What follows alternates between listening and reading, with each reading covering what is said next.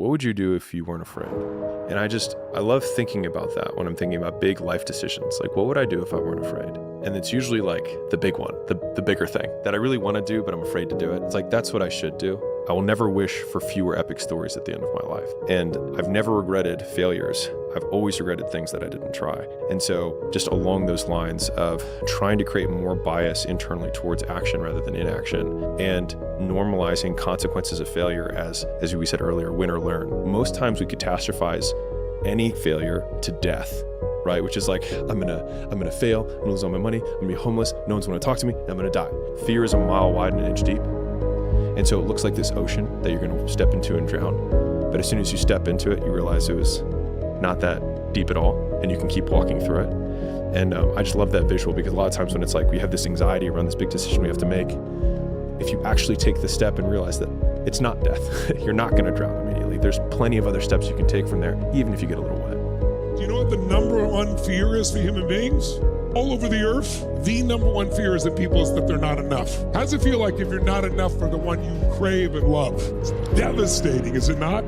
But that leads to the deeper fear. The deeper fear is, if I'm not enough, I won't be loved. And love is the oxygen of life. You get people to voluntarily confront what makes them afraid and what makes them want to avoid, then they get better. It's curative. And so that's the message there. It's like, well, if something is terrifying you, pay more attention to it. It's like, if I can find out what you're avoiding and get you to confront it voluntarily, you'll get better. And the reason seems to be is that if you get people to confront what they're afraid of, and sometimes what disgusts them, what they'd like to avoid, let's say, if you get them to confront it voluntarily, that could be the future even, the indeterminate future, they don't get less afraid, they get braver. And that's different. It's not like they get accustomed to what they're looking at and they're no longer afraid. That kind of happens, but it isn't really what happens. What really happens is they discover there's a lot more to them than they thought. Focus your attention on that which you would like to avoid. You're not afraid of failing. You're afraid of what other people will think of you if you fail. But if you're afraid of that, imagine what they think of you when you aren't even trying. Oh yeah, they aren't. If you're insecure, which everybody is, let's be real, you might as well use the insecurity to get something out of it. Use what you've got.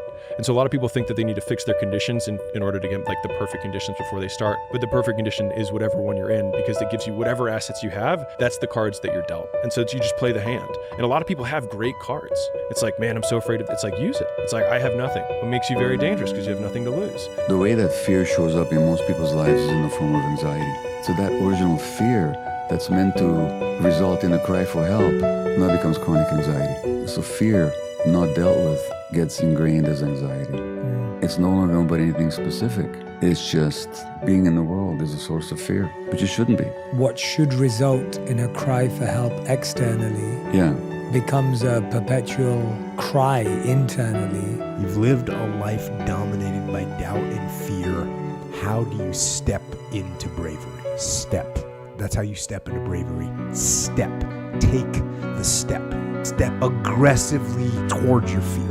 And that step towards your fear is the step into bravery. Because we're scared of what we don't know. And there's only one way to learn and to know, and that is to confront that fear. You have to step, you have to go. And this simple action, this simple attitude, it answers so many questions. Don't wait anymore, don't think anymore, don't plan anymore, don't contemplate anymore, don't make any more excuses or justifications. Don't rationalize anything else. No, no, and no.